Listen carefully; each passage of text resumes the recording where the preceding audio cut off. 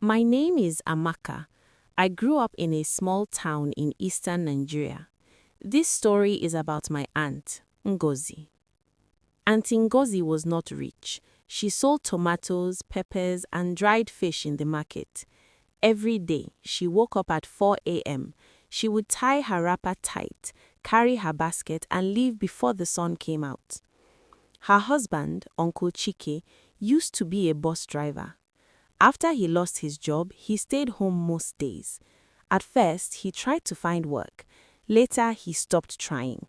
He would sit outside, drink with his friends, and complain about life.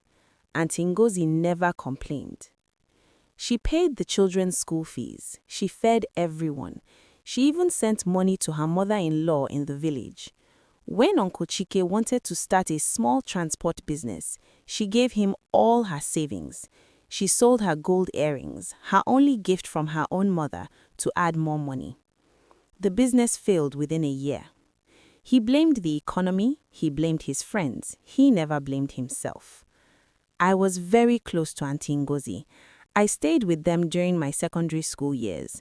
I saw things other people did not see. At night, when everyone was asleep, she would sit on the floor and count coins. Sometimes she would cry quietly. When I asked her why she did not rest, she would say, "If I rest, who will carry this family?" One day, Uncle Chike told her he wanted to marry another woman. He said the woman was younger and could bring better luck. I was in the next room when he said it. His voice was calm, like he was talking about buying new shoes. Auntie Ngozi did not shout. She just asked, "What about your children?" He said, "You will always be their mother."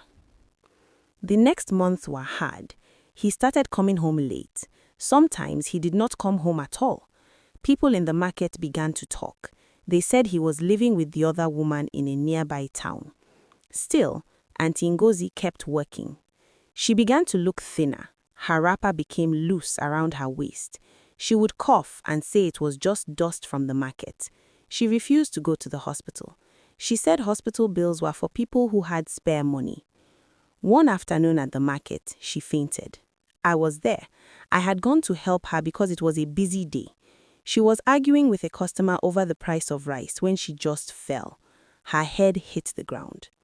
People rushed to help. We carried her into a keke and took her to the nearest hospital.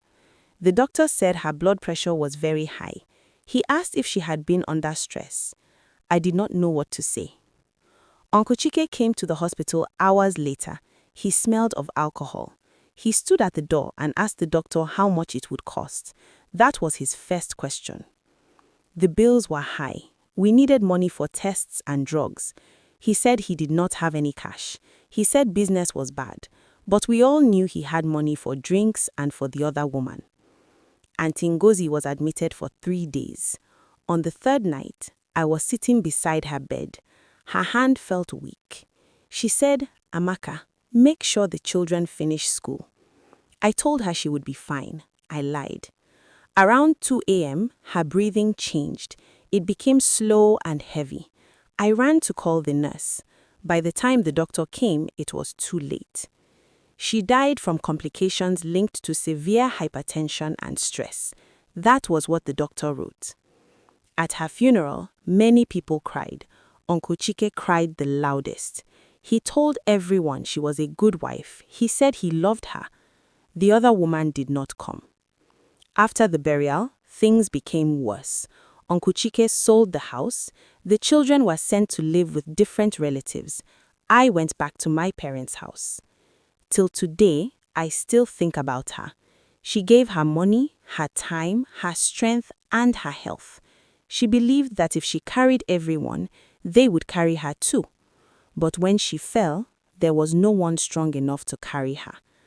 I saw everything, and I learned that sometimes the person who sacrifices the most is the one who is left with nothing.